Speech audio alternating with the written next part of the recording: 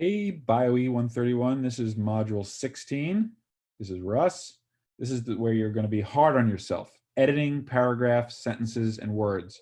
You know, the writing tips that I wrote are filled with this stuff, and there's also books, Strunk and White, a lot of books about writing. Take a look at those. This is the nitty-gritty of creating beautiful sentences made out of beautiful words, combining them into beautiful paragraphs that then get assembled into a beautiful flow so that your open-minded skeptical reader is just compelled to find your writing and your ideas beautiful and correct. All right, so editing. You're on a bad mood when you edit. Bad mood. I've told you that now several times. First of all, you want less words. You're looking to cut words. You're looking to shorten sentences. But really, before we get to that, I'm so excited about that, I don't want to jump the gun.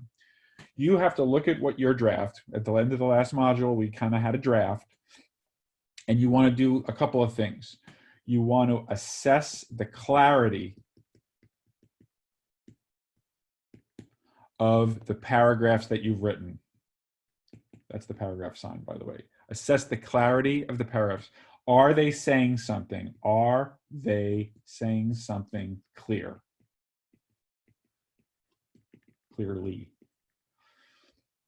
Very simple question, but that paragraph should be on the way to becoming a unit, and it's making a point. The topic sentence is what the point is, and the support is within that paragraph. So assess the clarity. Once you know what each paragraph is saying, you can now assess the logical flow.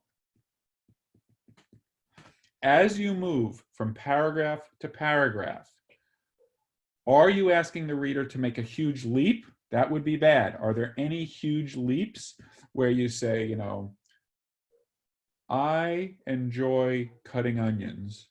And then the next paragraph is, so I was invited by Queen Elizabeth to create the meal for the wedding of the prince and the princess.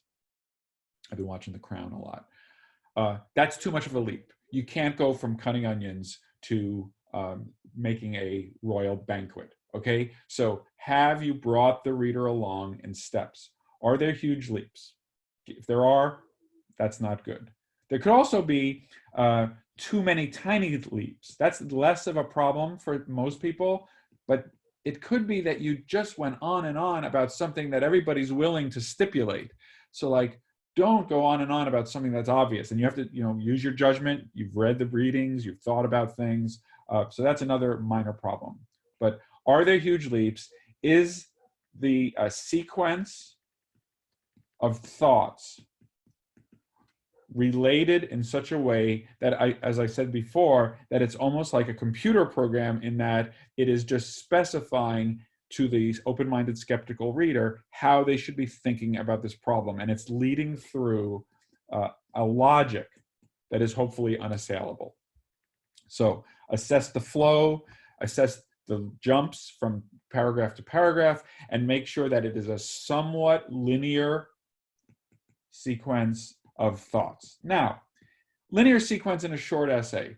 It is possible in a longer piece that you actually have some parallel things going on. And that's tricky, and that's an advanced topic where you might have one set of arguments going on in a certain logic, and instead of presenting them all and then the next set of arguments separately, you might try to interweave them. That's an advanced topic, and if you're having those problems, it's kind of a good problem to have because it means you're in advanced setting. But I think in this class, and for most writing that's like less than 5-10 pages, you're going to want to be linear. So assess the logical flow. So this is like, again, each paragraph is a unit, and you're moving the paragraphs around because you know what they say. You've decided that each paragraph says something, and then you're saying them. This is where you're going to find out if there's missing paragraphs because the flow is not right, or perhaps extra paragraphs because you said the same thing twice. Be very aware of that, because that's a very common mistake is, you know, you get attached to both paragraphs, but actually in their essence, they're saying the same thing, so they don't both deserve to exist. Okay. again, there's a lot on this in the world and even in my comments. So I want to keep moving. I want to talk about paragraphs. I've already talked about them quite a bit. Whoa. Topic sentence, key. It should be a summary of what that paragraph says. And then in the same way as the overall essay should have a logical flow, there should be a logical series of sentences that would convince an open-minded skeptic that that topic sentence is right. So they have to be convincing to the open-minded skeptic. And it should be orderly, and it's just like the same thing again that you just did for the overall essay at the paragraph level. Now you're doing it at the sentence level. Paragraphs should generally be a third to a half a page. Why? Because we don't want to clobber our reader with tough paragraphs. You want their experience of reading to be pleasurable. And at the end of half a page, I want to have one idea fully elaborated. If it gets to be longer than half a page, turn it into 2 ideas. So that seems a little arbitrary, but I feel very confident that that is a good guideline for most cases. That's what I'm going to say about paragraphs. What do I want to say about sentences? Sentences are my favorite. I love looking at a sentence. That's going to be the next module, module 17, coming soon. Looking at a sentence, figuring out what it's supposed to say, what is the subject or the actor in the sentence? What verb are they doing? What action are they doing? And then what decorations, I hate that word, what decorations are modifying the subject, the actor, and the action that they're taking? And am I saying it perfectly clearly? And here's now I'm going to say the first thing that's going to seem crazy. In general, you want to delete adjectives and adverbs. That's right, sports fans. Adjectives, which modify nouns, in general, don't add to the clarity of an argument. Okay? Adverbs, which modulate verbs, in general, don't add. So for most writing, and this is not the case for poems or for novels or fiction writing where there's a description going on.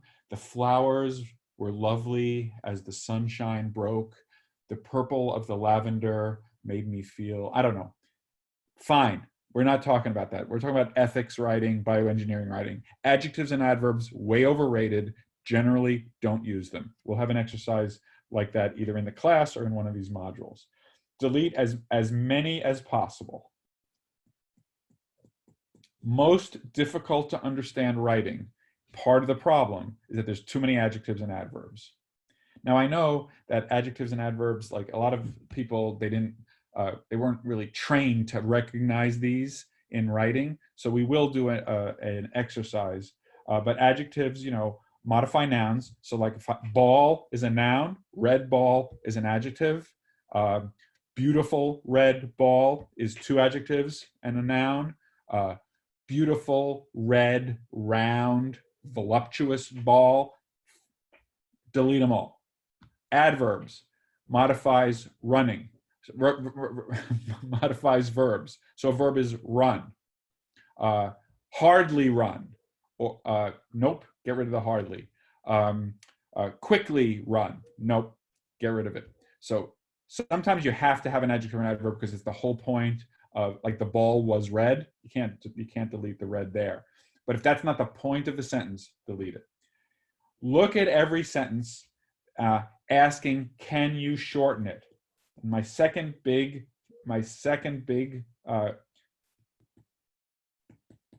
piece of advice is to pretend like you are being charged per word. Charged per word, because you kind of are. Every time you use a word, you're testing the patience of your reader who just wants you to get to the point. So the more quickly and concisely you can get to the point, the happier your reader will be. So this is why I hate word limits, because you guys are thinking, oh, the assignment is 1,000 words. I got to get up to 1,000 words. No, you want it to be no more than 1,000 words, and you actually want it to be the least number of words that allows you to make a case and successfully argue a point. So word limits are really, I'm really stressed out by that idea because you want it to be as short as possible. So despite the word limit, I want you to approach essays where you're saying, I want to reduce the number of words. When I do a first draft for like a grant or a scientific manuscript, I know that I can get a 30 to 40% contraction of my original text without losing any ideas, simply by looking at every sentence and making it more compact. I get rid of my adjectives and my adverbs. I make sure I'm using good word choice. It's a beautiful, beautiful thing. Okay, I could go on forever. So that was paragraphs, sentences. Let me just say a few things about words. You know, you guys all have a good vocabulary, and that is great because in many times there is a perfect word. So you want to look for the right word. This is kind of obvious. But in the PowerPoint that we're giving out for this class, we have a bunch of examples. One of my favorites is due to the fact that. People say due to the fact that all the time. You should never write due to the fact that, because there's a good word. It's because. Because is a beautiful word, and it means due to the fact that. So like, I ate lunch due to the fact that I was hungry. I think you get my point. So you want to make sure you use your vocabulary to find the right words to be really precise. But beware of the $50 word. That is the super fancy word that almost nobody knows what it means or is unclear, and therefore you totally lose by using it because you've used up the goodwill and the patience of your open-minded skeptic reader.